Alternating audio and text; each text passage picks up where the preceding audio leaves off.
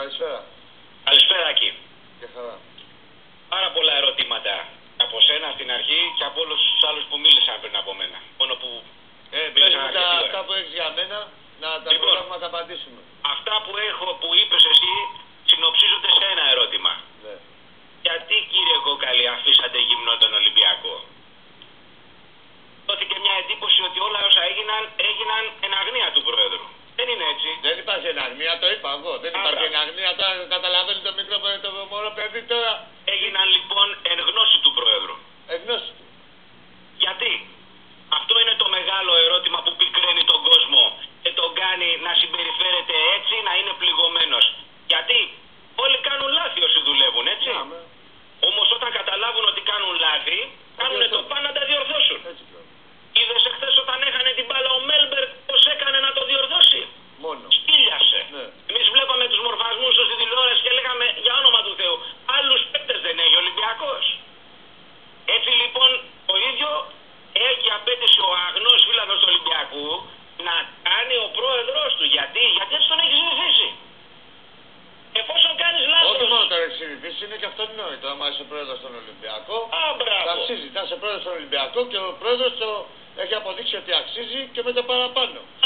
Μη μας απογοητεύεις όμως. Εφόσον. Όχι, μη μας τρελαίνεις κιόλας. Ακριβώς. Δηλαδή αφού έχουμε δει μια συμπεριφορά. Και το ερώτημα είναι, ξαναλέω, γιατί τον άφησες, πρόεδρε, γυμνό τον Ολυμπιακό μέσα στο γήπεδο και έξω από το γήπεδο? Αποφάσισες κάποια άλλα πράγματα να κάνεις? Βρες δύο αρρωστάκια καινούρια νέους που θέλουν να προσφέρουν στον Ολυμπιακό και έχουν τα φράγκα να τα ρίξουνε και βάλ' τους στο παιχνίδι και κάνε έντιμα όπως συνήθισες να κοιτάς τα μάτια τον κόσμο του Ολυμπιακού τόσο καιρό και συνήθισε και εκείνος να το κοιτάει. Εγώ δεν ξεχνάω πριν κάποια χρόνια μέχρι και στην εκπομπή τη δική σας βγήκε ο πρόεδρος για να ξεκαθαρίσει αντρίκια και ξεκάθαρα τη στάση του απέναντι στον κόσμο του Ολυμπιακού. Πόσο καιρό έχει αυτό δεν το έχει κάνει τα τελευταία 3 χρόνια. Γιατί τα τελευταία 3 χρόνια δεν είναι η προσφορά αυτή που είχε συνηθίσει.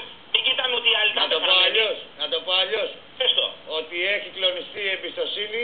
Δηλαδή ήξερε, παιδί μου, θα φωνάξω τον Γιωβάνι, μείνε στο λιμάνι ή έμενε ο Γιωβάνι. Λέμε ένα παράδειγμα.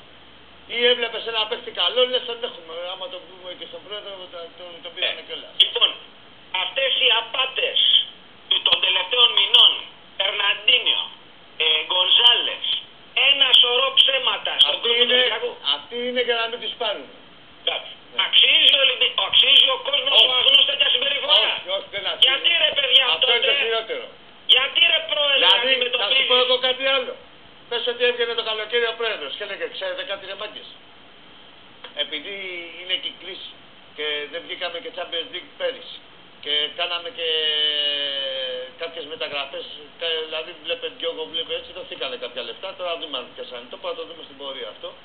Δοθήκανε κάποια λεφτά. Και το ταμείο είναι μείον, λέω εγώ. Ξέρετε κάτι, δεν θα κάνουμε μεταγραφή. Όποιος μισθάρει θα πάρει διαρκεία να ενισχύσει τον Ολυμπιακό. Τι νομίζεις θα γινόταν?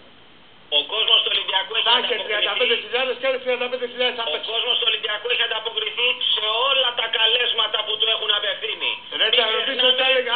Αν του κάνεις μια εξήγηση τέτοια αντρίκια, ρε παιδί μου. Όχι όλο έρχονται και δεν έρχει, θέλει γυναίκα του, δεν θέλει ο μανατζέρ του ή ξαφίξει αυτό τα. Μην το πω ότι σε δίστηκα τελειώνει η λέξη. Ναι. Εντάξει, αυτά δεν τα γουστάρει ο κόσμος του Ολυμπιακού. Γίνεται παιδί μου αντρίκα και πες ξέρεις κάτι. Τώρα έχουμε κάνει αυτό και αυτό και αυτό και αυτό και ποιος, πόσο μάλλον να το πει ο ίδιος ο πρόεδρος. Αυτό πρέπει δηλαδή να βγει και να πει τι αξιευτηλιστεί. Θα πει όχι δεν έχω λεφτά, δεν μπορούμε να διαθέσουμε λεφτά για την ομάδα. Πρέπει να το φέρουμε το καράβι στα ίσα, το balance και μετά πάμε. Θέλετε να ακολουθήσετε? Οφείλει να το κάνει τώρα. Να βγει να πει τι έγινε και επίσης να βγει να πει πώς σκέφτεται να διορθώσει τα λάθη του. Διότι δεν είναι ανάγκη να μας πει πώς σκέφτεται, να δούμε πράξεις όπως έχουμε πει. Να δούμε πράξεις. Ούτε να λογοδοτούμε. Δεν είναι για να λογοδοτούμε, είναι για να πράττουμε.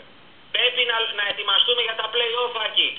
Διότι εάν δεν γίνει αυτό... Εγώ πρέπει να ακυρωθείς και να είναι Ολυμπιακός έτσι όπως πρέπει για του χρόνου. Δεν με νοιάζει ρε και τα play-off τίποτα. Ποια play-off? Ας σου λέει μετά όμως ότι δεν βγήκε Champions League και δεν έχει φράγκα. Βρε ποιον Champions League τώρα. Ψευδεστίζουμε να το Champions League μόνο. Τρελαθούμε τώρα επειδή έκανε ο Ολυμπιακός στις εμφανίσεις άσχημες και έχει ένα ψυχολογικό και έχει περάσει από 1002 κύματα. Δηλαδή, ποιος θα μου πάρει τώρα το Champions League τώρα. Άσε με τώρα. Δηλαδή, εντάξει. Όλοι απογοητευμένοι είμαστε και φροντίζουμε να κρατάμε την εικόνα του τελευταίου παιχνιδιού στο μυαλό μας. Και εγώ χθες έλεγα δεν κερδίζουμε κανέναν. Δηλαδή με αυτή την ομάδα και με αυτή την εμφάνιση δεν υπάρχει ομάδα. Η θύρα 7 επηρεαζόμαστε. Η θύρα 7 είναι αυτή που πρέπει να κρατήσει ψηλά το κεφάλι και τη φωνή στεντόρια, να φωνάζει και να λέει το σωστό.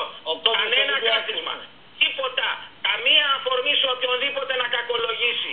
Φωνάξτε για το δίκιο που έχει ο μέσος κόσμος του Ολυμπιακού που αυτή τη στιγμή αντιμετωπίζει αυτό που αντιμετωπίζει. Καλούμε πάλι τον πρόεδρο να αφήσει αυτή τη στάση που δεν αρμόζει στο φύλακο του Ολυμπιακού και να τον κοιτάξει κατάματα όπως συνήθισε να τον κάνει μέχρι τώρα και γι' αυτό έγινε μεγάλος. Και τώρα που τελειώνει η θητεία του, γιατί εν πάση περιπτώσει βιολογικά όλοι μεγαλώνουν, πρέπει να το σκεφτεί και θα πρέπει να κλείσει την πορεία σαν ο μεγαλύτερος πρόεδρος που κοίταξε στα μάτια τον κόσμο του Ολυμπιακού και τον έκανε θεό του. Μα να σου πω κάτι για να κλείσουμε. Δεν μπορεί να φροντίζει ο κάθε φύλαλος του Ολυμπιακού από μέσα του για την ιστεροφημία του Προέδρου και να μην τον παίρνει στα σοβαρά αυτός ο ίδιος. Ο κάθε φύλαλος του Ολυμπιακού τον έχει ψηλά τον Πρόεδρο. Βεβαίως. Εντάξει, και κανείς δεν θέλει. Και αν δεν ήταν αυτός, έχουν περάσει Πρόεδροι και τέτοια. Τον έχει ψηλά τον Πρόεδρο.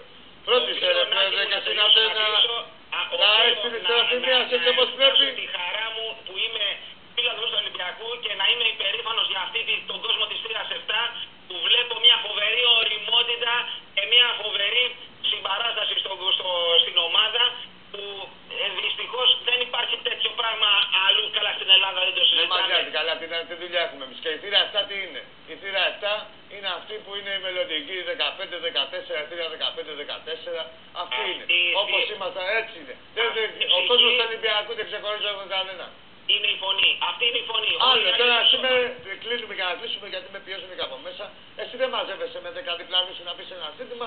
Εμείς μπορούμε να μαζευτούμε να το πούμε. Αυτή είναι η διαφορά μας. Ο κόσμος του Ολυμπιακού δεν έχει ούτε κοινωνικές τάξεις, ούτε θύρες, ούτε τίποτα. Είμαστε το ίδιο, μας ενώνει, έχουμε την ίδια αγάπη για την ομάδα και κανείς δεν θέλει να κάνει περισσότερο να είναι Ολυμπιακός από τον άλλον. Όλοι το ίδιο. Για χαρά, καλό βράδυ σε όλους. Και πιστεύουμε